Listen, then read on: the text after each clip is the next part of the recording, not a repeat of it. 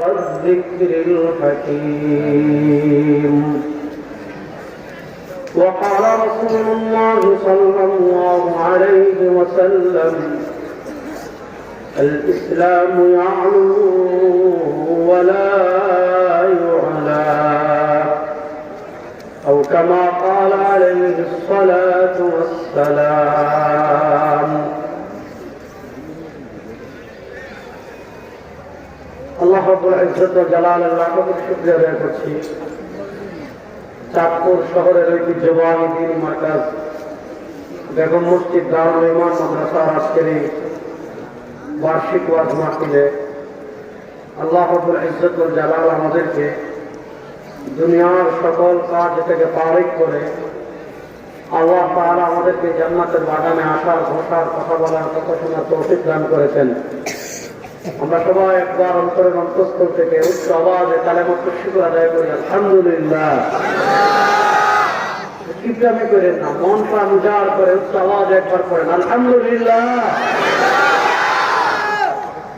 এখানে আমি আগেও এসেছি, তখন আসার আগে অনেক রেস্ট্রিকশন দেওয়া হতো। যা বসে এটা বলবেন, এটা বলবেন, এটা বলবেন, এটা বলবেন না, ওইটা বলবেন না, ওইটা বলবেন না, ওইটা বলবেন না। দেখেন আমাদেরকে যারা রেস্ট্রিকশন দিয়েছে তারা পালিয়ে গিয়েছে, আমরা আছি থাকবো ইনশাআল্লাহ। বাংলাদেশের যে বদমাইশরা আমাদেরকে বলতো পাকিস্তানি রাজাকার, আমাদের যাদের মাথায় টুপি, যাদের গায়ে পাঞ্জাবি, যাদের মুখে দাড়ি, আচ্ছা আপনাদের 14 গোষ্ঠীর কেউ তোমার আলেম কখনো পাকিস্তানে পড়াইয়া গেছে? চাঁদপুরে এত বড় বড় আলেম, তোমার আলেম কখনো পাকিস্তান পালিয়ে গিয়েছেন? আমরা দেখেছি 2024 সালে এসে আমাদেরকে যারা পাকিস্তানি রাজাকার বলতো, আমরা দেখেছি ওই ভারতীয় রাজাকাররা ভারতে পালিয়ে গিয়েছে। ভারতীয় রাজাকাররা কোথায় পালিয়ে গিয়েছে? তাহলে আল্লাহ এই পরিবর্তিত বাংলাদেশে আমাদেরকে মন খুলে কথা বলার সুযোগ দিয়েছেন, কোরআনের কথা বলার সুযোগ দিয়েছেন, হাদিসের কথা বলার সুযোগ দিয়েছেন, জিহাদের কথা বলার সুযোগ দিয়েছেন, ইসলামী রাষ্ট্র ব্যবস্থার উপর আলোচনা করার সুযোগ দিয়েছেন। পৃথিবীর আধিপত্যবাদ, পৃথিবীর সবচেয়ে নিকৃষ্ট ওই ভারতের বিরুদ্ধে কথা বলার সুযোগ আল্লাহ দিয়েছেন। আমাদেরকে আবার স্বাধীনতার স্বাদ দিয়েছেন। উচ্চ আওয়াজে সবাই একবার করেন আলহামদুলিল্লাহ। অনেক কথা বলবো আজকে ইনশাআল্লাহ। সামান্য সময়ের ভিতর বেশ কিছু পয়েন্টের কথা বলবো। এখানে আমাকে মাত্র একটা বিষয় দেওয়া হয়েছে, ট্রান্সজেন্ডার। তো বাংলাদেশে আওয়ামী লীগের পতনের সাথে সাথে ট্রান্সজেন্ডার ইস্যু মোটামুটি শেষ। এখন আপনি ট্রান্সজেন্ডারের পক্ষে কথা বলবেন, গুলিস্তান দইটা সোজা ট্রান্সজেন্ডার বানাই দিন, বিকল্প আর কিছু নাই। এখন আপনি ওই পুরুষকে মহিলা বানাবেন, মহিলাকে পুরুষ বানাবেন, আর টিভি টকশোতে বসে বসে ট্রান্সজেন্ডারের পক্ষে কথা বলবেন, সংসদে দাঁড়িয়ে ট্রান্সজেন্ডারের পক্ষে কথা বলবেন, আর আপনার পত্রিকাতে আপনি ট্রান্সজেন্ডারের পক্ষে লিখবেন। এখন আর কৃষিবাদের যুগ নাই, এখন আর পাচারের যুগ নাই, এখন আর ভারতীয় দালালদের যুগ নাই। আপনি ট্রান্সজেন্ডারের পক্ষে কথা বললে ঘরে ঘরে ট্রান্সজেন্ডার বানিয়ে দেবেন। কথা ভালো করে বুঝবেন ইনশাআল্লাহ। ট্রান্সজেন্ডার কি সেটা পরে বুঝাবো, আগে আরো কিছু দায়িত্ব কর্তব্য নিয়ে কথা বলবো ইনশাআল্লাহ। দেখেন আল্লাহ তাআলা নবী করিম সাল্লাল্লাহু আলাইহি ওয়াসাল্লামকে বেশ কিছু লক্ষ্য এবং উদ্দেশ্য দিয়ে পৃথিবীতে পাঠিয়েছেন। আচ্ছা, এটা জিনিস বুঝার আগে একটা প্রশ্নের জবাব দেন। আমাদেরকে সৃষ্টি করেছেন কে? ভাইরে ভাই, জয় বাংলা কথা তারা দূর থেকে শুনে যেত। তাহলে বলেন আমাদেরকে সৃষ্টি করেছেন কে? আওয়াজে বলেন আমাদেরকে সৃষ্টি করেছেন কে? আমাদেরকে রিজিক দেন কে? আমাদেরকে বাঁচিয়ে রেখেছেন কে? আমাদেরকে মৃত্যু দিবেন কে? আমাদেরকে মৃত্যুর পরে আবার পুনরায় জীবিত করবেন কে? এবার বুঝেন, যিনি সৃষ্টি করতে পারেন, যিনি রিজিক দিতে পারেন, যিনি বাঁচিয়ে রাখেন, যিনি মৃত্যু দেন, যিনি মৃত্যুর পর আবার পুনরায় জীবিত করেন, তার নাম হলো আল্লাহ। যেহেতু আমাদেরকে সৃষ্টি করেছেন আল্লাহ, আমাদেরকে জীবন দিয়েছেন আল্লাহ, আমাদেরকে বাঁচিয়ে রেখেছেন আল্লাহ, আমাদেরকে রিজিক দেন আল্লাহ, আমাদেরকে মৃত্যু দেন আল্লাহ, আমাদেরকে মৃত্যুর পরে আবার পুনরায় জীবিত করেন আল্লাহ। এজন্য আমরা পৃথিবীকে ঘোষণা করে আমাদের রব মূর্তি হতে পারে না, আমাদের রব চন্দ্র হতে পারে না, আমাদের রব সূর্য হতে পারে না, আমাদের রব তারকা হতে পারে না, আমাদের রব নেতা হতে পারে না, আমাদের রব কারো বাপ হতে পারে না, আমাদের রব কারো নেত্রী হতে পারে না। আমরা বিশ্বাস করি আমাদের রব একমাত্র আল্লাহ। আমাদের রব একমাত্র বলেন, আমাদের রব একমাত্র আমাদেরকে দুনিয়াতে পাঠিয়েছেন। আল্লাহ যেমন আমাদেরকে পাঠিয়েছেন, আল্লাহ আমাদের সাথে মৃত্যু পর্যন্ত, কিয়ামত পর্যন্ত হায়াত দিয়ে আরেকজন মানুষ পাঠিয়েছেন। মানুষ তো না, সে জিন মূলত। তার নাম হলো ইবলিস, তার নাম হলো শয়তান। ওই শয়তানকে আল্লাহ কত পাওয়ার দিয়েছেন, ওই শয়তানকে আল্লাহ ক্ষমতা কত দিয়েছেন। বুখারী শরীফের হাদিসে আসছে, নবী করিম সাল্লাল্লাহু আলাইহি ওয়াসাল্লাম বলেন, ইন্না শাইতানা ইয়াজরি কামা জারাদ দাম। আল্লাহ তাআলা শয়তানকে এত পাওয়ার দুনিয়াতে দিয়েছেন, আল্লাহ তাআলা শয়তানকে এত ক্ষমতা দুনিয়াতে দিয়েছেন। মানুষের শরীরের রক্ত কণিকা যেমন রক্ত দিয়ে প্রবাহিত হয়, আপনি ঘুমালে আপনার রক্ত দিয়ে রক্ত প্রবাহিত হয়, আপনি হাঁটলে আপনার রক্ত দিয়ে রক্ত প্রবাহিত হয়, আপনি বসে থাকলে আপনার রক্ত দিয়ে রক্ত প্রবাহিত হয়, আপনি ডুবে থাকলে আপনার রক্ত দিয়ে রক্ত প্রবাহিত হয়। আমরা হাঁটলে, বসলে, ঘুমালে, উঠলে, যে সময় থাকি না কেন, আমাদের শরীরের সব জায়গা দিয়ে যেমন রক্ত প্রবাহিত হয়। আল্লাহ তাআলা শয়তানকে এত পাওয়ার দিয়ে দুনিয়াতে পাঠিয়েছেন, আল্লাহ তাআলা শয়তানকে এত ক্ষমতা দিয়ে দুনিয়াতে পাঠিয়েছেন। রাসূল সাল্লাল্লাহু আলাইহি ওয়াসাল্লাম বলেন, ইন্না শাইতানা ইয়াজরি কামা জারাদ দাম। মানুষের শরীরের রক্ত কণিকা যেমন শরীরে প্রবাহিত হয়, আল্লাহ শয়তানকে এত পাওয়ার দিয়েছেন, আল্লাহ শয়তানকে এত ক্ষমতা দিয়েছেন। মানুষের রগ রেশা দিয়ে শয়তান প্রবাহিত হয়। শয়তানের কাজ কি? মানুষকে জাহান্নামের দিকে নিয়ে যাওয়া। শয়তানের কাজ কি? মানুষকে জাহান্নামের পথে ডাকা। শয়তানের কাজ কি? আপনাকে আধুনিক ইসলামের কথা বলবে। শয়তানের কথা কি? আপনাকে সহজ ইসলামের কথা বলবে। শয়তানের কথা কি? আপনাকে মডার্ন ইসলামের কথা বলবে। শয়তানের কথা কি? আপনাকে ধর্মনিরপেক্ষতার কথা বলবে। শয়তানের কথা কি? আপনাকে সোশ্যালিজম তথা সমাজতন্ত্রবাদের কথা বলবে। শয়তানের কাজ কি? আপনাকে জাতীয়তাবাদের কথা বলবে। শয়তান নানা তন্ত্র দিয়ে, শয়তান নানা মন্ত্র দিয়ে, শয়তান নানা ইজম দিয়ে, শয়তান নানা মতবাদ দিয়ে আপনাকে জাহান্নামের দিকে থাকবে। সরওয়ারে আলম নিজে বলেছেন, দুনিয়াতে আপনি যখন জান্নাতের পথে পথ চলবেন, আপনার ডান থেকে শয়তান আপনাকে জাহান্নামের দিকে রাখবে, আপনার বাম থেকে শয়তান আপনাকে জাহান্নামের দিকে রাখবে।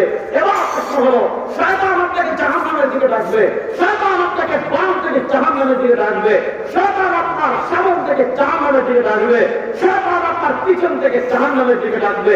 এবার প্রশ্ন হলো, শয়তানের অন্ধকার থেকে বেঁচে, শয়তানের চূড়ার পথ থেকে বেঁচে, শয়তানের তন্ত্রমন্ত্র থেকে বেঁচে, শয়তানের ধোঁকা থেকে বেঁচে আপনি জান্নাতের পথে কেমনে চলবেন? আল্লাহ বলে, আমি দুইটা পথ দিয়েছি। একটা হলো রিজালুল্লাহ, আল্লাহ এর পরে নবী পাঠিয়েছেন। কানাত বানু ইসরাঈল তাসুসুহুমুল আমবিয়া কুল্লামা হালাকা নাবিয়্যুন খালাকাহু নাবিয়্যুন। আল্লাহ মানুষকে জান্নাতের পথে পথ দেখানোর জন্য, আল্লাহ মানুষদেরকে আলোর পথে পথ দেখানোর জন্য একের পর এক নবী পাঠিয়েছেন, একের পর এক রাসূল পাঠিয়েছেন।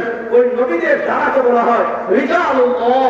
আল্লাহ তাআলা একের পর এক, একের পর এক, একজন গিয়েছেন আরেকজন, একজন গিয়েছেন আরেকজন, একজন গিয়েছেন আরেকজন। আল্লাহ একের পর এক নবী পাঠিয়েছেন, ওই দ্বারাকে বলা হয় রিজালুল্লাহ। আরেকটা ধারা হল কিতাবুল্লাহ।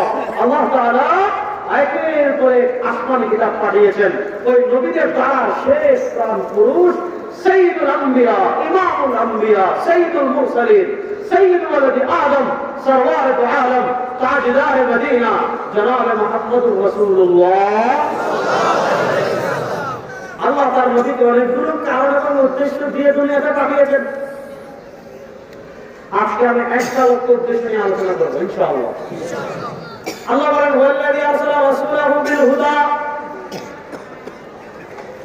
যিনি আল্লাহ তার নবীকে হেদায়েত দিয়ে পাঠিয়েছেন।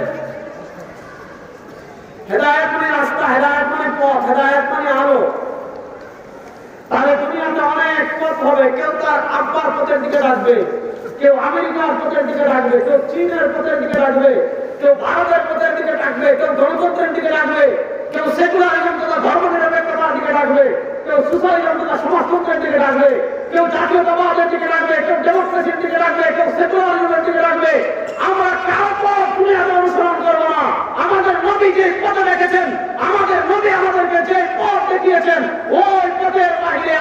পথ মানি না। এটা আকীদা বলে ওই পথের বাহিরে আমরা কোন পথ মানি না। বলেন আমাদের নবী যে পথ দেখিয়েছেন ওই পথের বাইরে কার বাপের পথ আমরা মানি না, কার নেত্রীর পথ আমরা মানি না, কার নেতার পথ আমরা মানি না। কোনো অস্পষ্টতা নেই। রাসূলকে পাঠিয়েছেন হেদায়েত দিয়ে, আরেকটা জিনিস দিয়ে পাঠিয়েছেন ওয়াদিনুল হক।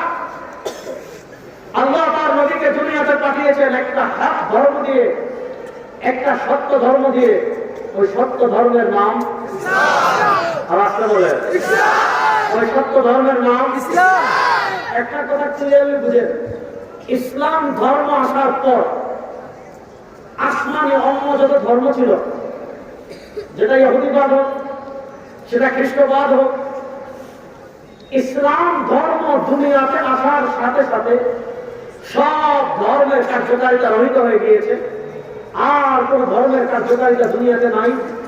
ইসলাম আসার পর আল্লাহ রাব্বুল ইজ্জত ওয়াল জালালের কাছে একমাত্র দ্বীন হক, একমাত্র সত্য ধর্ম, একমাত্র গ্রহণযোগ্য ধর্ম, একমাত্র মুক্তির উসিলা যে ধর্ম, সেই ধর্মের নাম ইসলাম। বলেন না, সেই ধর্মের নাম ইসলাম। দেখেন, একটা হলো পৃথিবীতে ধর্ম থাকবে,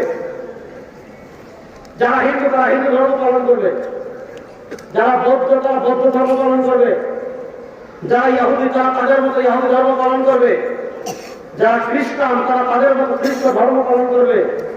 কিন্তু আপনারা বিশ্বাস রাখতে হবে, আপনি এটা আকীদা রাখতে হবে, ইসলাম আসার পর ওমান ইয়াবতাগি গায়রাল ইসলামি দীনান ফালান ইউকবালা মিনহু। ইসলাম আসার পর কেউ যদি ইহুদিবাদকে দ্বীন হিসাবে গ্রহণ করে, ইসলাম আসার পর কেউ যদি খ্রিস্টবাদকে দ্বীন হিসাবে গ্রহণ করে, ইসলাম আসার পর কেউ যদি হিন্দুত্ববাদকে দ্বীন হিসাবে গ্রহণ করে, ইসলাম আসার পর কেউ যদি গৌতমপত্রের আদর্শকে দ্বীন হিসাবে গ্রহণ করে, ইসলাম আসার পর কেউ যদি মানুষের তন্ত্রমন্ত্রকে দ্বীন হিসাবে গ্রহণ করে, আল্লাহ বলেন পশ্চিম জেলার কবুল করা হবে না, পশ্চিম জেলার পালন করা হবে না। ইসলাম আসার পর আল্লাহ রাব্বুল ইজ্জত ওয়াল জালালের কাছে একমাত্র মনোনীত ধর্মের নাম ইসলাম। এখন প্রশ্ন হলে বিরোধীরা থাকবে না? অবশ্যই থাকবে। আমরা তাদের কাছে ইসলামের দাওয়া পেশ করব, আমরা তাদের কাছে কালেমার দাওয়া পেশ করব, আমরা তাদের কাছে জান্নাতের আহ্বান পৌঁছিয়ে দিব, আমরা তাদের কাছে সরওয়ারে দু আলমের আদর্শ পৌঁছিয়ে দিব। যদি গ্রহণ করে আলহামদুলিল্লাহ, আর যদি গ্রহণ না করে আমরা তাদেরকে বলবো ইয়া আইয়ুহান নাস কুলু লা ইলাহা ইল্লাল্লাহ তুফলিহুন। আমরা বলবো তুমি দুনিয়াতে মুক্তি চাও, আমরা বলবো তুমি যদি আখিরাতে মুক্তি লাভ করতে চাও, জয় বাংলা তোমাকে আখিরাতে মুক্তি দিতে পারবে না, কারণ বাপের কোরআন তোমাকে আখিরাতে মুক্তি দিতে পারবে না, কারণ নেত্রীর কোরআন তোমাকে আখিরাতে মুক্তি দিতে পারবে না। আখিরাতের মুক্তির গ্যারান্টি একটা, সেটা হলো লা ইলাহা ইল্লাল্লাহ। সেটা হলো লা ইলাহা ইল্লাল্লাহ। সুতরাং আমাদের জাতীয় স্লোগান হবে লা ইলাহা ইল্লাল্লাহ। বলে আমাদের জাতীয় স্লোগান হবে লা ইলাহা ইল্লাল্লাহ। আপনি যদি কিয়ামতের দিন কোন ফেরেশতা যদি জিজ্ঞাসা আমার রব্বু ওমা দীনু ওমান হাযা রাসূলুল্লাহি বুইসা ফীকুম, আপনি যদি বলেন আমি জয় বাংলার লোক, মায়েরটা মাটিতে পড়বে। কত বড় আহাম্মক! একটা দুদিন আগে দেখলাম হজে গেছে উমরায় গিয়ে কাবা শরীফ তওয়াফ করতেছে, তওয়াফের সময় দোয়া কবুলের সময় আপনি আল্লাহর কাছে যা চাইবেন আল্লাহ আপনাকে তা দান করবে। কত বড় হবিস হইলে কাবা শরীফ তওয়াফ করার সময় বলতেছে জয় বাংলা।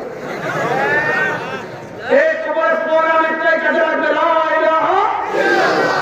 হায় রে হায় মুসলমান রে, এখন আপনারা ভয় পান না? তাহলে বলেন কবর স্লোগান একটাই কাজে লাগবে, সেটা হলো লা ইলাহা ইল্লাল্লাহ, লা ইলাহা ইল্লাল্লাহ। আমরা তাদের কাছে লা ইলাহা ইল্লাল্লাহর মেসেজ পৌঁছাই দেব, আমরা তাদের কাছে লা ইলাহা ইল্লাল্লাহর বার্তা পৌঁছিয়ে দেব। আমরা তাদেরকে বলবো দুনিয়াতে মুক্তি লাভ করতে চাও, আমরা তাদেরকে পৌঁছিয়ে দেব আখিরাতে যদি মুক্তি লাভ করতে চাও। বার্তা হবে একটা, মেসেজ হবে একটা, সেটা হবে লা ইলাহা ইল্লাল্লাহ। যদি কবুল করেন আলহামদুলিল্লাহ, আর যদি কবুল না করেন লাকুম দীনুকুম ওয়ালিয়া দীন। তাই তুই তোর ধর্ম নিয়ে থাক, আমি আমার ধর্ম নিয়ে থাকবো। আমার ধর্মের প্রশ্নে আমি এক চুলো ছাড় দিব না। এটা হলো লাকুম দীনুকুম ওয়ালিয়া দীনের ব্যাখ্যা। লাকুম দীনুকুম ওয়ালিয়া দীন মানে ইসলামের দাওয়াত দেওয়ার পর কেউ যদি গ্রহণ করে আলহামদুলিল্লাহ, কেউ যদি গ্রহণ না করে তাকে তরবারি দিয়ে কালেমা পড়ানো যাবে না, তাকে অস্ত্র দিয়ে কালেমা পড়ানো যাবে না, তাকে ক্ষমতা দেখিয়ে কালেমা পড়ানো যাবে না, তাকে গ্রেফতার করে কালেমা পড়ানো যাবে না। ইসলামকেও যদি কবুল করে আলহামদুলিল্লাহ, আর যদি কবুল না করে তাকে জোরপূর্বক ইসলাম আনার কোন বিধান ইসলামে নাই। আর এটা জোরপূর্বক ইসলাম গ্রহণ করানোর বিধান যদি ইসলামে থাকতো, এই ভারতে হিন্দু শক্তি, এই উগ্রবাদী হিন্দুরা ভারতের ক্ষমতায় আসা মাত্র 80 বছর হয় নাই। আমরা ভারতের ক্ষমতায় ছিলাম 700 বছর, মুসলমানরা ভারতের ক্ষমতায় ছিল 700 বছর, মুসলমানরা দিল্লির ক্ষমতায় ছিল 700 বছর। আমরা যদি প্রত্যেক দিন একটা হিন্দুরে কালেমা বলাইতাম, হিন্দু খুঁজে পাওয়া যেত না। আর আজকে তারা আমাদেরকে ধর্মের সম্প্রীতির গল্প শোনায়। আপনি দেখতেছেন না, আমি সব জায়গায় বলি যে ভাদ্র মাসের কুকুর যদি কাউকে কামড় দেয়, আমরা যখন ছোট ছিলাম তখন ভ্যাকসিন বের হয় নাই, তো ভাদ্র মাসের কুত্তা যদি কাউকে কামড় দেয়, ওই ব্যক্তি যেভাবে লাফায়, ছটফট করে, লাফালাফি করে, শেখ হাসিনার পতনের পর ভারতের সাংবাদিকরা ভাদ্র মাসের কুকুর হয়ে গেছে। দেখবেন তারা নিউজ করতেছে, মনে হয় টুকরে কামড়াইছে, এদিকে দৌড়ায়, ওদিকে দৌড়ায়, এদিকে দৌড়ায়। আমরা গরুর মুখ খেলে এদের গ্যাস্ট্রিক নামবে না, গরুর মুখ খেলে গ্যাস্ট্রিক নামবে। আমি বলেছি এদিক থেকে চাঁদপুর থেকে এদিকে গেলে ভোলা, আপনি মজিদুদ্দিনের হাট থেকে এদিকে গেলে ভোলা, ভোলা গেলে একটা থানা আছে মনপুরা, ওখানে বিশাল বিশাল মহিষ আছে, একটা মহিষ একসাথে 7-8 কেজি মুখে। আমি বলেছি ওই গরুর পেশাব খেলে মাথা গ্যাস্ট্রিক নামবে না। আমাদেরকে বলে স্পেশাল বলে বাংলাদেশ থেকে মহিষের গুস্ত, মহিষের মুখ কাটাবো, ওইটা খেলে ওই সাংবাদিকদের মাথা গ্যাস্ট্রিক নামতে পারে। বলতেছে বাংলাদেশ কি, বাংলাদেশ কি তোমার দাদা, বাংলাদেশ কি তোমার বাবা, হুমকি দে আমাদের চট্টগ্রাম দখল করবে, দেখায় ফেনী, চট্টগ্রাম, বিবাড়িয়া, সিলেট দখল করবে। আমরা বলছি দাদা বাবুরা, আমাদের অস্ত্র লাগবে না, আমাদের পিস্তল লাগবে না, আমরা প্রত্যেকে এক একটা কেচি নিয়ে রেডি আছি। আপনার ওই পাশ থেকে এই পারে আসবেন, ঘরে ঘরে মুসলমানি করা হবে। প্রস্তুত আছেন তো ইনশাআল্লাহ? এই ভারতকে কি আমরা ভয় পাই? আমরা তো সেই জাতি 313 জন 1000-এর বিরুদ্ধে যুদ্ধ করেছে, আমরা তো সেই জাতি 3050,000-এর বিরুদ্ধে যুদ্ধ করেছে, আমরা তো সেই জাতি 50,000, 3 লক্ষ বিরুদ্ধে যুদ্ধ করেছে। আমরা পরিষ্কার করে দিতে চাই, তোমাদের আধিপত্যবাদের পৃষ্ঠা ভেঙে দেওয়ার জন্য 14 কোটি মুসলমান জিহাদের জন্য প্রস্তুত আছেন।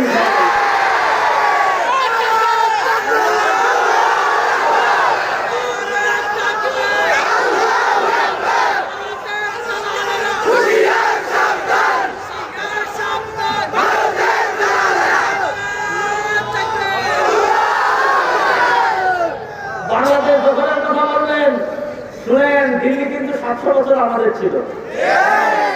বলেন দিল্লি 700 বছর কাজে ছিল। বাংলাদেশ দখলের জন্য দেখবেন দিল্লির লাল কেল্লা পর্যন্ত আবার কালেমার পতাকা উঠবে ইনশাআল্লাহ। শুনেন, খেলা কিন্তু পৃথিবীতে অলরেডি শুরু হয়ে গিয়েছে। যারা আমাদেরকে বলতো আসেন খেলা হবে, যারা গত 15 বছর আমাদেরকে ডেকেছে আসেন খেলা হবে, আমরা 18 দিন যখন সেমিফাইনাল খেলা শুরু করেছি জুলাইয়ে, কোন খেলোয়াড়কে পাওয়া যায় না, সবাই পলায়ন করেছে।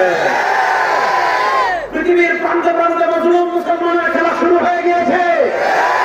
আফগানিস্তানে খেলা শেষ, বলেন আফগানিস্তানে খেলা, গত সপ্তাহে সিরিয়ায় মুসলমানরা বিজয় লাভ করেছে, বলেন আলহামদুলিল্লাহ। মৌলিক আলামতের একটা আলামত হলো নুজুল ঈসা, কিয়ামতের একটা মৌলিক আলামত হলো খুরুজ দাজ্জাল। দাজ্জাল দুনিয়াতে আসবে, দাজ্জাল দুনিয়াতে আসার পর কিয়ামতের 2 নম্বর মৌলিক আলামত নুজুল ঈসা, হযরত ঈসা আলাইহিস সালাম দুনিয়াতে আসবেন।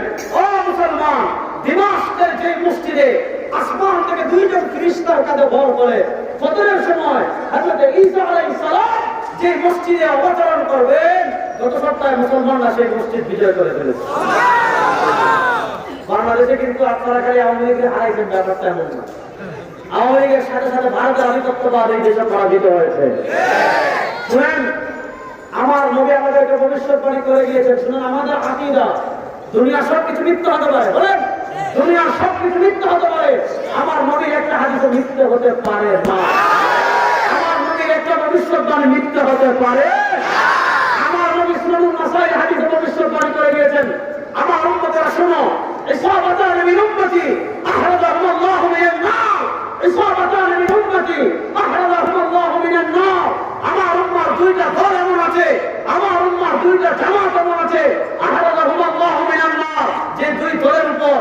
দুই জামাতের উপর, যে দুই বাহিনীর উপর আল্লাহ তাআলা জাহান্নামের আগুনকে হারাম করে দিবেন। কয় বাহিনী বলেন না? কয় বাহিনী? তারা ক্রিসমাস না, তারপরে আওয়াজ দেন ছাত্রের নিচে জন্য বিখ্যাত। গত বছরের আগের বছর মাউন্টে আমাদের দিছিল যাওয়ার সময় দুইটা সোনালাম। আমার উম্মার দুইটা বাহিনী এমন আছে, আমার উম্মার দুইটা দল এমন আছে, যে দুই বাহিনীর উপর, যে দুই দলের উপর আল্লাহ রাব্বুল ইজ্জত ওয়াল জালাল জাহান্নামের আগুনকে হারাম করে দিয়েছেন।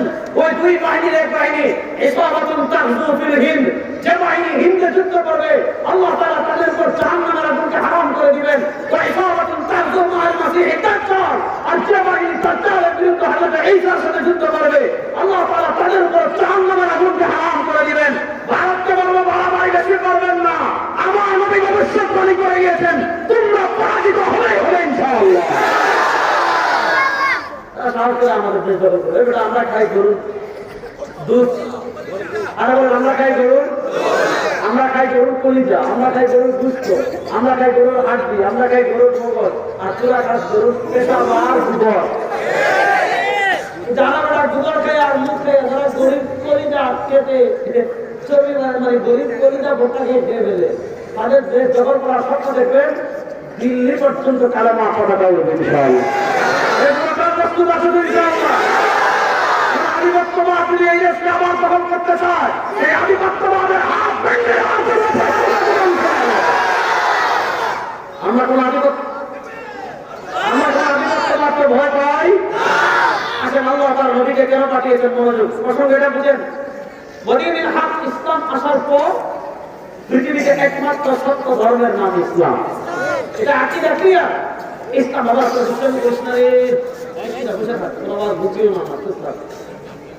পৃথিবীতে ইসলাম ধর্ম আসার পর আল্লাহ রাব্বুল ইজ্জত ওয়াল জালালের কাছে একমাত্র সত্য ধর্মের নাম ইসলাম।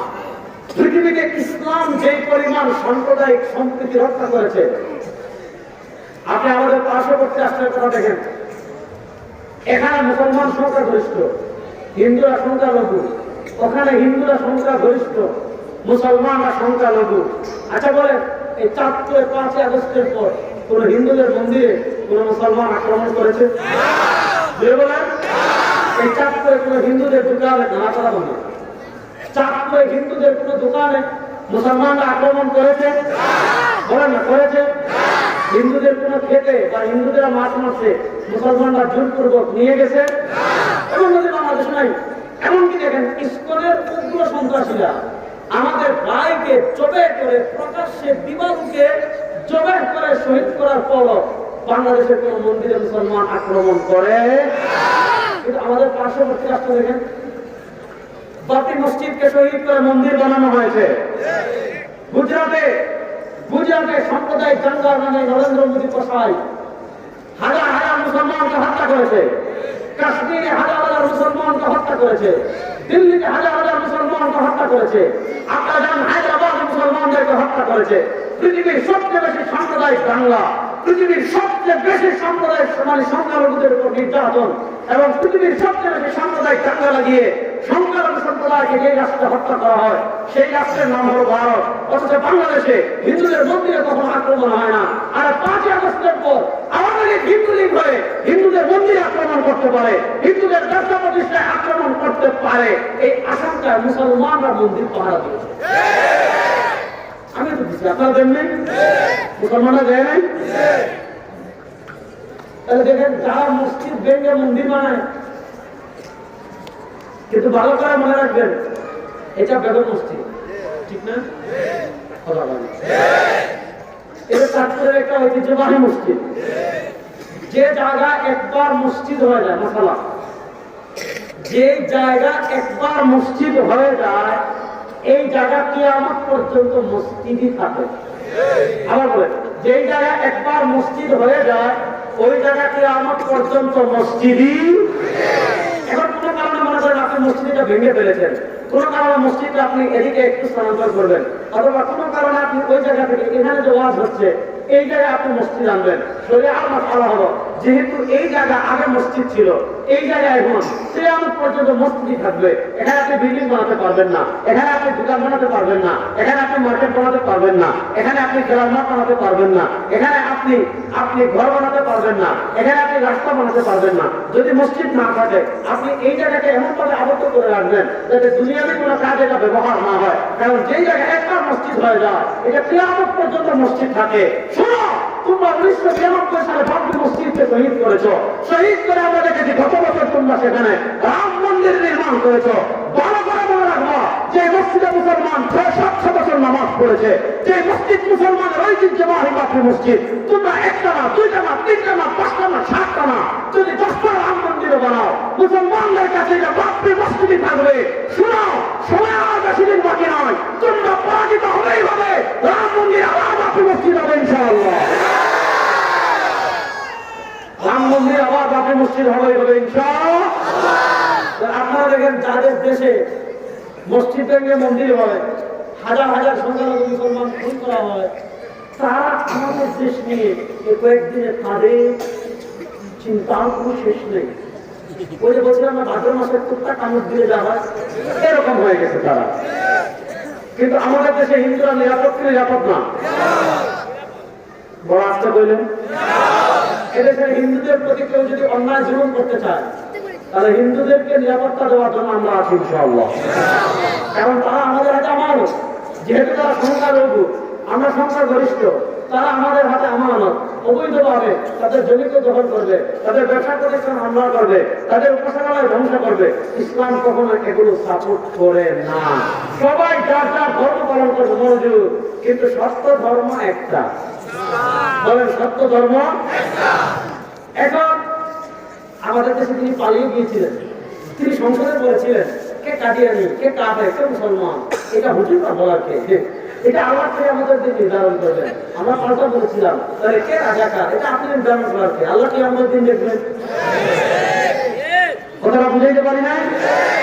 এই জিনিসটা আকীদা বিশ্বাস একদম ক্লিয়ার রাখবেন। কেউ জানেন বর্তমান পৃথিবীর ইহুদি খ্রিস্টান এবং ইসলাম বিরোধী যত চক্র আছে আমাদের যুবকদের ঈমান নষ্ট করার জন্য, আমাদের যুবকদেরকে ঈমান থেকে বের করার জন্য, আমাদের যুবকদেরকে মুশরিক, মুরতাদ, বেঈমান এবং জিন্দিক বানানোর জন্য তারা যে সকল আদর্শ দুনিয়াতে ছেড়ে দিয়েছে, যে সকল মতবাদী দুনিয়াতে ছেড়ে দিয়েছে, তার ভিতর একটা হলো ইন্টারফেক্ট, তার ভিতর একটা হলো ইন্টারফেক্ট। আরবিতে বলে ওয়াহদাতুল আদিয়ান, বাংলাতে বলে আন্তঃধর্ম। ইন্টারফেক্ট মানে কি? যে পৃথিবীতে ধর্মে কোনো সংঘাত নেই, সব ধর্ম সত্য, সুতরাং ধর্মে কোনো সংঘাত নাই। আসেন আমরা সবাই মিলেমিশে যাই। শুনেন, ধর্মে কোনো সংঘাত নাই। একটা দুটো ব্যাখ্যা। একটা ব্যাখ্যা হলো যে অন্যায়ভাবে কাউকে মারবেন না, আঘাত করবেন না, এটা হলো ঠিক আছে। কিন্তু সংঘাত নাই যারা যদি এটা বোঝান যে অন্যান্য ধর্ম সত্য, এটা শিরক, এটা কুফর, এটা বিশ্বাস করে ঈমান থাকবে না, মুরতাদ হয়ে যাবে। ইসলাম আসার পর সব ধর্ম সত্য না, ইসলাম আসার পর সত্য ধর্ম মূল্যবান, সত্য ধর্ম মাত্র একটা, সেটার নাম বলে না, সেটার নাম ইসলাম। ইসলাম আসার পর আল্লাহ রাব্বুল ইজ্জত ওয়া জালালের কাছে একমাত্র সত্য ধর্মের নাম। এখন শুনেন, ইসলাম এটা ডিপ ফ্রিজ না, ঈমান এটা ডিপ ফ্রিজ না যে আপনি চাকরের ঘাট থেকে ইলিশ কিনে ডিপ ফ্রিজে রেখে দিয়েছেন। ডিপ ফ্রিজে ইলিশ রাখলে আপনি যতদিন বের না করেছেন ততদিন এটা থাকে, নষ্ট হয় না। আমরা মনে করি কালেমা একবার করে ডিপ ফ্রিজে ঢুকিয়ে দিলে আর এটা বের হয় না। না, ঈমান ভঙ্গের কিছু কারণ আছে না নাই? আর আপনি বলেন ঈমান ভঙ্গের কিছু কারণ আছে না নাই? দুটা কারণ বলি, দুটা কারণের ভিতর ট্রান্সজেন্ডার হবে। একটা জিনিস বুঝেন, পৃথিবীতে বিধর্মীরা তাদের ধর্মীয় অনুষ্ঠান পালন করবে, কিন্তু বিধর্মীদের কোন ধর্মীয় অনুষ্ঠানে যেখানে শিরক হয়, কুফর হয়, আল্লাহর শানে বেয়াদবি হয়, আল্লাহর সাথে শিরক করা হয়, আল্লাহর সাথে কুফর করা হয়, এমন কোন বিধর্মীদের ধর্মীয় অনুষ্ঠানে অংশগ্রহণ করা কোন মুসলমানের জন্য জায়েজ না। যেমন আজকে হলো 9 ডিসেম্বর, আর 3 দিন পর 23, 24, 2 দিন পর 3 নম্বর দিন 25 ডিসেম্বর। 25 ডিসেম্বর দেখবেন খ্রিস্টানরা এটাকে ক্রিসমাস ডে হিসাবে পালন করে। ক্রিসমাস ডে মানে কি? ক্রিসমাস ডে মানে বড়দিন। বড়দিন মানে কি? খ্রিস্টানরা বলে তাদের নবী ঈসা আল্লাহর ছেলে। বাসায় গিয়ে ফিরে বলবো। আচ্ছা বলেন, আল্লাহর কোন ছেলে আছে? সবাই হাত তোলেন। আল্লাহর কোন ছেলে? লাম ইয়ালিদ ওয়ালাম বলেন, লাম ইয়ালিদ ওয়ালাম। আমাদের আল্লাহর কোন পিতা সন্তান? আচ্ছা এবার বলেন, কেউ যদি বলে আল্লাহর খোলা আছে, মুসলমানরা কাফের। রাষ্ট্র বলেন। এখন আপনি যদি মনে করেন ঈসা আল্লাহর ছেলে, আপনি যদি মনে করেন উযাইর আল্লাহর ছেলে, আপনি যদি মনে করেন মারিয়াম আল্লাহর স্ত্রী, এবং আপনি আল্লাহর জন্য খোলা বানাইলেন, আল্লাহর জন্য স্ত্রী বানাইলেন, আল্লাহর জন্য খোলা কিংবা স্ত্রী বানিয়ে আপনি যদি সারাদিন নামাজ পড়েন, আপনি যদি সারাদিন পূজা রাখেন, আপনি যদি সারাদিন ইবাদত করেন, আপনার ইবাদতের কোনো দাম আল্লাহর কাছে। তো খ্রিস্টানরা যেহেতু তাদের নবী ঈসাকে আল্লাহর ছেলে মানে, এখন তাদের আল্লাহর ছেলে তাদের আকীদা মতে জন্মগ্রহণ করেছেন 25শে ডিসেম্বর। যেহেতু আল্লাহর ছেলে খ্রিস্টানদের আকীদা মতে ওই দিন আল্লাহর ছেলে জন্মগ্রহণ করেছেন, আর দুনিয়াতে যেই দিন আল্লাহর ছেলে জন্মগ্রহণ করেছেন ওই দিন ছোট দিন হতে পারে না, ওই দিন স্বাভাবিক কোনো দিন হতে পারে না। এই জন্য খ্রিস্টানরা 25শে ডিসেম্বরকে ক্রিসমাস ডে তথা বড়দিন পালন করে। এবার কোন মুসলমান কখন ক্রিসমাস ডে পালন করতে পারে? কোন মুসলমান ফেসবুকে হ্যাপি ক্রিসমাস ডে শুভ বড়দিন লিখে স্ট্যাটাস দিতে পারে? কোন মুসলমান ফেসবুকে শুভ জন্মদিন অথবা হ্যাপি ক্রিসমাস ডে লিখে কমেন্ট করতে পারে? অনেক সময় একটা পোস্ট, একটা কমেন্ট আপনার মধ্যে রয়েছে, বুঝবেন না। দেখেন, আপনি মূর্তি পূজা হচ্ছে, মূর্তি পূজা হচ্ছে, আপনি ওখানে গিয়ে নাচানাচি করতেছেন, হিন্দুরা মূর্তির নামে যে প্রসাদ বানিয়ে সেটা খাচ্ছেন। আমাদের বাংলাদেশের মন্ত্রী ছিল চট্টগ্রামে, সে মূর্তি পূজায় গিয়ে বলেছে আমার ঈমান তো দুর্বল নয়, আমার ঈমান তো দুর্বল নয় যে আমি যদি মূর্তির সামনে নাচানাচি করি, আমি যদি প্রসাদ খাই, মোল্লা মৌলবীর মতো আমার ঈমান তো দুর্বল না যে প্রসাদ খেলে আমার ঈমান চলে যাবে। আমরা বলি তোর ঈমান থাকলে না যাইবে। তুই যে বলতে চান যে মূর্তির সামনে নাচানাচি করলে তোর ঈমান চলে যাবে, যাবে না। আর ওটা ঈমান যাবে কি না যত থাকলে না প্রশ্ন আসবে। তুই তো স্কুলে যাও, ঈমান নাই, যাবে কি? তাহলে বোঝা গেল বিরোধীদের কোন ধর্মীয় অনুষ্ঠানে কোন মুসলমান অংশগ্রহণ করতে পারে? এবার আসেন আরেকটা বিষয় বলি, ঈমান বিরোধী, তাহলে বুঝবেন। আমাদের আদি পিতাকে আর জাতির পিতাকে ভয় পায়, বুঝছেন? আর আমাদের জাতির পিতাকে আর আমাদের আওয়ামী লীগের ডরাই বিএনপি, ভারত, আমরা ডরাই একমাত্র কাকে? আওয়ামী লীগের আমাদের জন্য ভয় পাইছি, এবং তার ভয় পাওয়ার প্রশ্নই আসে। তাহলে বলেন আমাদের আদি পিতা, আমাদের আদি পিতা আর আমাদের জাতির পিতা ইব্রাহিম। আল্লাহ বলেন তোমাদের জাতির পিতা ইব্রাহিম। সরকারে তো আর সাল্লাল্লাহু আলাইহি ওয়াসাল্লাম নিজে তার পরিচয় দিচ্ছেন, আনা ইবনে আব্দুল্লাহ, আমি আব্দুল্লাহ ইবনে মুহাম্মদ সাল্লাল্লাহু আলাইহি ওয়াসাল্লাম, আনা মিন কুরাইশ। আল্লাহ তাআলা আমাকে পৃথিবীর শ্রেষ্ঠ ধর্ম কুরাইশে পাঠিয়েছেন। আনা দাওয়াতু আবি ইব্রাহিম, আনা দাওয়াতু আবি ইব্রাহিম, আনা দাওয়াতু আবি ইব্রাহিম। আমার পরিচয় জানো, আনা দাওয়াতু আবি ইব্রাহিম। আমি আমাদের জাতির পিতা ইব্রাহিমের দোয়ার পুত্র। তাহলে আমাদের আদি পিতাকে, আদি পিতা ইব্রাহিম, আদি পিতাকে। এবার বলেন আদমকে সৃষ্টি করেছেন কে? বলেন আদমকে সৃষ্টি করেছেন কে? আল্লাহ। বলেন আদমকে সৃষ্টি করেছেন কে? আদমের আগে পৃথিবীতে কোন মানুষ ছিল? এবার বলেন আদমের পরিচয়, তিনি পুরুষ না মহিলা? মহিলা। আদম আলাইহিস সালাম পুরুষ না মহিলা? আদম আলাইহিস সালাম ওয়ালাকাদ খালাকনাল ইনসান মিন সুলালাতিন মিন তিন। আল্লাহ আদমকে সৃষ্টি করেছেন মাটি দিয়ে। আদম আমাদের মতো এরকম ছোট্ট ছিলেন না। আদম কেমন ছিলেন, কতটুকু ছিলেন? ইমাম বুখারী সহিহ বুখারীতে হাদিস এনেছেন, ওয়া কানা তুলুহু 60 যিরাআ। আরবিতে এক যিরা মানে এক হাত। আদম আলাইহিস সালাম তার হাতে 60 হাত লম্বা ছিলেন। সুবহানাল্লাহ। এরপরে পৃথিবীর বয়স এগিয়েছে, মানুষ আরো খাটো হয়েছে, আরো খাটো হয়েছে, আরো খাটো হয়েছে। প্রথম মানুষ 60 হাত, সর্বশেষ সরওয়ারে দো আলমের উম্মত। প্রত্যেকেই আমরা নিজেদের হাতে 3.5 হাত। একদম 26 ইঞ্চি দিয়ে আছে, সেও 3.5 হাত, আমিও 3.5 হাত, মাহমুদ সাহেব 3.5 হাত, আমার নানাও 3.5 হাত, আপনারা যারা আছে সবাই যার হাতে 3.5 হাত। তাই বলেন পৃথিবীর প্রথম মানুষ আদম। বলেন পৃথিবীর প্রথম মানুষ আদমকে সৃষ্টি করেছেন কে? তাহলে আমরা আদমের সন্তান। বলেন আমরা আদম আলাইহিস সালাম জান্নাতে ঘুমিয়েছেন, আল্লাহ আদমের বাম পাঁজর থেকে হাড় নিয়েছেন। মনোযোগ, আদম আলাইহিস সালাম জান্নাতে ঘুমিয়েছেন, আল্লাহ আদমের বাম পাঁজর থেকে হাড্ডি নিয়েছেন। ওই হাড্ডি থেকে আল্লাহ সৃষ্টি করেছেন হাওয়াকে। আদমের পরিচয় তিনি পুরুষ। এরপরে আল্লাহ দ্বিতীয় যে মানুষ সৃষ্টি করেছেন তার নাম হাওয়া, তার পরিচয় তিনি মহিলা। ওই একটা জিনিস বুঝেন, আমাদের সূচনা আদম থেকে। দেখেন এই ভারতের আধিপত্যবাদ যারা ছিল, তারা আমার বাচ্চাকে মুক্তার বানানোর জন্য, আমার বাচ্চা ঈমানকে নষ্ট করার জন্য শিক্ষা সিলেবাস নিয়ে তারা যে ষড়যন্ত্র করেছিল, 2021 সালে শিক্ষা সিলেবাসে তারা প্রবেশ করিয়েছিল বিবর্তনবাদ, ডারউইনের মতবাদ। বাচ্চাদেরকে শিখিয়েছে তোর পূর্বপুরুষ আদম না, তুই আদম থেকেও না, তুই হাওয়া থেকেও না, তুই কোথা থেকে আসছ? তোর বাপ দাদার আগে এরা বান্ধব ছিল, জঙ্গলে দৌড়াইছে, দৌড়াইতে হঠাৎ কাটার সাথে লেগে লেজ কেটে পড়ে গেছে। এরপর আবার দৌড়াইতে বান্দর একটু সোজা হয়ে গেছে। এরপর আরেকদিন দৌড়াইতে হঠাৎ বান্দর এটা মানুষ হয়ে গেছে। আমরা বলেছিলাম বান্দরের বাচ্চাদেরকে মানুষের কিছু রাখবে না। আপনারা আমাদের দেশের সন্তানদেরকে বান্দরের বাচ্চা বানাতে চেয়েছিলেন। যারা বান্দরের বাচ্চা বানাতে চেয়েছিলেন, আজকে বাংলাদেশের মানুষ আপনাদেরকে তাদের দেশে পাঠিয়ে দিয়েছে। তাহলে আমরা বান্দর থেকে না আদম থেকে?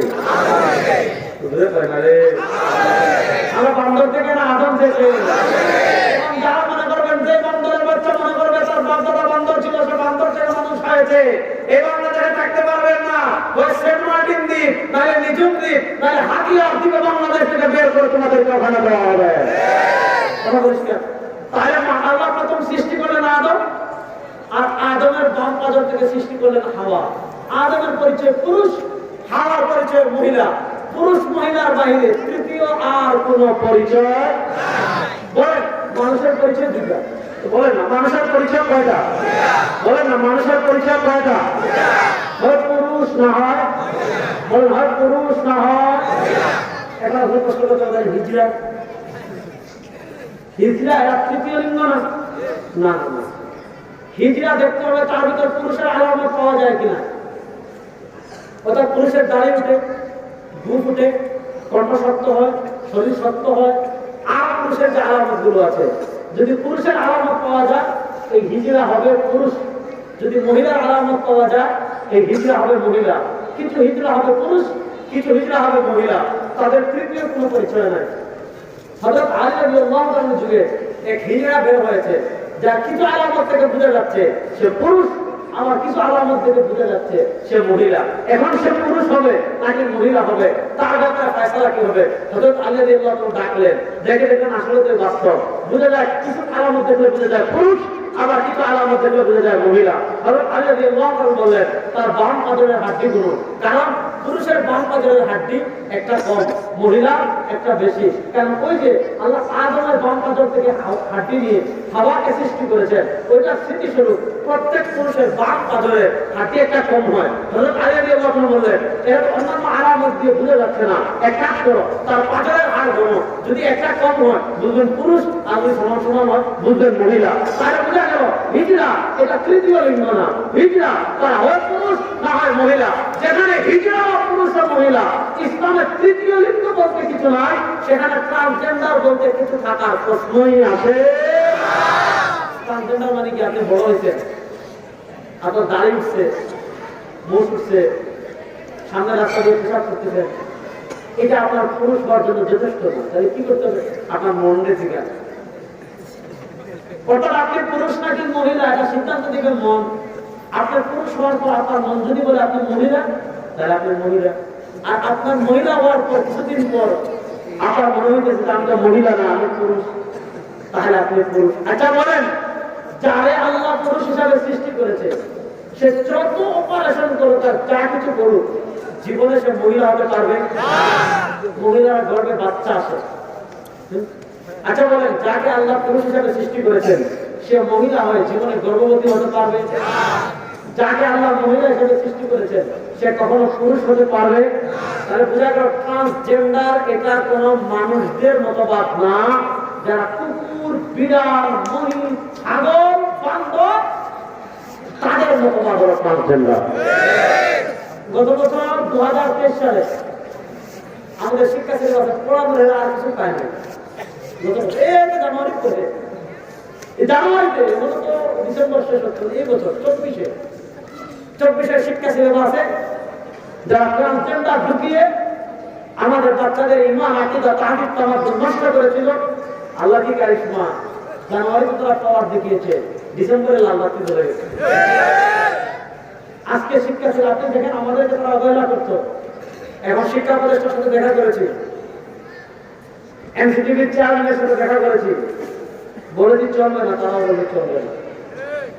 আমার বই ছাপা হচ্ছে 2012টা, এগুলাকে ট্রান্সজেন্ডার, মাসজেন্ডার এগুলো থাকবে না ইনশাআল্লাহ বলেন। তাহলে মূল কথায় আসেন, রাত অনেক হয়ে গিয়েছে, মূল কথায় আসি।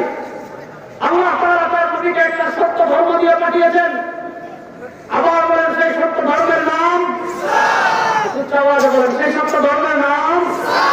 এবার আসেন, আল্লাহ তাআলা তার নবীকে সত্য ধর্ম ইসলাম দিয়ে কেন পাঠিয়েছেন?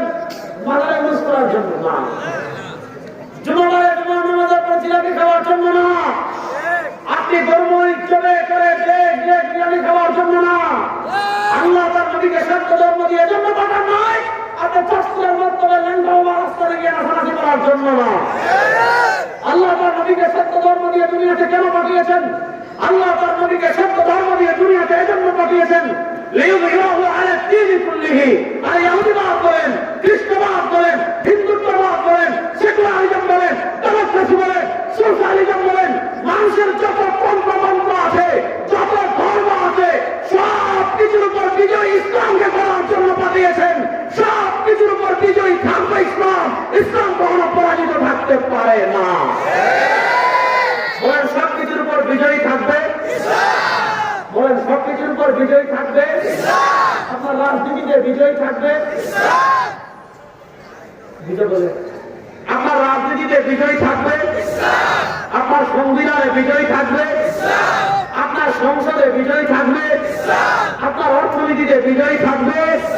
এবার বলেন, ইসলাম যদি শুধু মসজিদের মধ্যে ধর্ম হতো, যেমন খ্রিস্টানদের ঠিক, খ্রিস্টানরা তো সেকুলারিজমকে বিশ্বাস করে, খ্রিস্টানদের রাজ্য পরিচালনার একটা মৌলিক মূলনীতি হলো, আপনি ইতালিতে দেখবেন পৃথিবীর সবচেয়ে ক্ষুদ্র একটা দেশ, ওটা নাম হলো ভ্যাটিকান সিটি। তারা ভ্যাটিকান সিটি বানিয়ে দিয়েছে, ওখানে পাদ্রীরা থাকে, তাদের ধর্মযাজকরা থাকে। তারা তাদেরকে বলেছে, তুমি ধর্ম পালন করতে চাচ্ছ, তুমি দিন পালন করতে চাচ্ছ, তুমি তোমার খ্রিস্টবাদ পালন করতে চাচ্ছ, ভাই রাষ্ট্র ধর্ম লাগবে না, অর্থনীতিতে ধর্ম লাগবে না, রাজনীতিতে ধর্ম লাগবে না, সংবিধানে ধর্ম লাগবে না, সংসদে ধর্ম লাগবে না, তোমার ধর্ম পালন করতে চাও ও ভ্যাটিকান সিটিতে যাও। অর্থাৎ তারা তাদের ধর্মকে ভ্যাটিকান সিটি নির্ভর করে ফেলেছে, তারা তাদের ধর্মকে গির্জা নির্ভর করে ফেলেছে। ইসলাম শুধু মসজিদে থাকার জন্য আসে নাই, ইসলাম শুধু মাজারে থাকার জন্য আসে নাই, ইসলাম শুধু খানকায় থাকার জন্য আসে নাই, ইসলাম শুধু মাদ্রাসায় থাকার জন্য আসে নাই। কিন্তু ইসলাম শুধু মসজিদে থাকার ধর্ম হতো, আল্লাহ নবী কল্যাণ শহীদ করতেন না। ইসলাম শুধু মাজারে থাকার ধর্ম হতো, আল্লাহ নবী ওহুদে রক্ত ঝরাতেন না। ইসলাম এসেছে লিইয়ুযহিরাহু আলা দ্বীনি কুল্লিহি, জীবনের সব সেক্টরে মানুষের পঞ্চবন্ধকে পায়ের তলা আকৃষ্ট করে ইসলাম এবং কোরআনকে বিজয় করার জন্য ইসলাম এসেছে, পরাজিত হওয়ার জন্য আসে না। এখন তারা আমাদেরকে এটা শেখায় যে হুজুর আপনি ইসলাম পালন করতে চাচ্ছেন মসজিদে থাকেন, আপনি ইসলাম পালন করতে চাচ্ছেন মাজারে থাকেন, আপনি ইসলাম পালন করতে চাচ্ছেন মাদ্রাসায় থাকেন। তাহলে প্রশ্ন হলো, ইসলাম থাকবে মসজিদে, রাষ্ট্র কাদের? আমাদের। আইন কাদের? আমাদের। সংসদ কাদের? আমাদের। বিচার ব্যবস্থা কাদের? আমাদের। অর্থনীতি কাদের? আমাদের। নেতৃত্ব দিবে কারা? আমরা। এমপি হবে কারা? আমরা। মেয়র হবে কারা? আমরা। তাহলে ইসলাম তো মসজিদে থাকবে। এই চিন্তাটা মুসলমানদের না খ্রিস্টানদের? এই চিন্তাটা মুসলমানদের না খ্রিস্টানদের? এবার 2024 জুলাই আগস্টের গণবিপ্লবের পর সময় থেকে বাংলাদেশের মসজিদ থেকে শুরু করে সংসদ পর্যন্ত আমরা ইসলামকে বিজয় করতে চাই।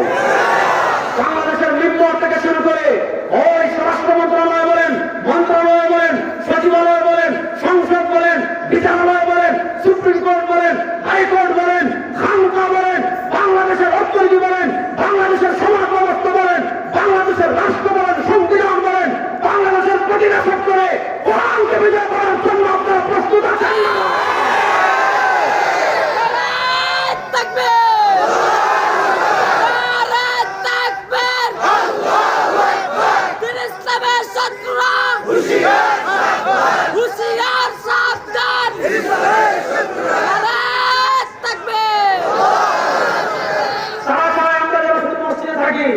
সময় থেকে এখন মসজিদের বৃত্ত ভেঙে সংসদেও কোরআনের আলো জ্বালাতে হবে ইনশাআল্লাহ। দেখেন 52 বছর আপনারা নেতার পরিবর্তন দেখেছেন, 52 বছর আপনারা ক্ষমতার পরিবর্তন দেখেছেন, 52 বছর চেয়ারের পরিবর্তন দেখেছেন, 52 বছরের সংস্কার দেখেছেন, নেতৃত্বের পরিবর্তন দেখেছেন। খুন বন্ধ হয় নাই, গম বন্ধ হয় নাই, চাঁদাবাজি বন্ধ হয় নাই, টেন্ডারবাজি বন্ধ হয় নাই, কায়নাগর বন্ধ হয় নাই, বিদেশের টাকা পাচার বন্ধ হয় নাই, অন্যায় বন্ধ হয় নাই। আমরা বলি মাত্র 3 মাসের জন্য কোরআনের আইন বাস্তবায়ন করে দেখেন, আল্লাহ জাতের কসম করে বলি সব বন্ধ হয়ে যাবে ইনশাআল্লাহ। এবার কোরআনের বাংলাদেশ কারা কারা দেখতে চান? ইসলামের বাংলাদেশ আমরা দেখতে চাই কি চাই না?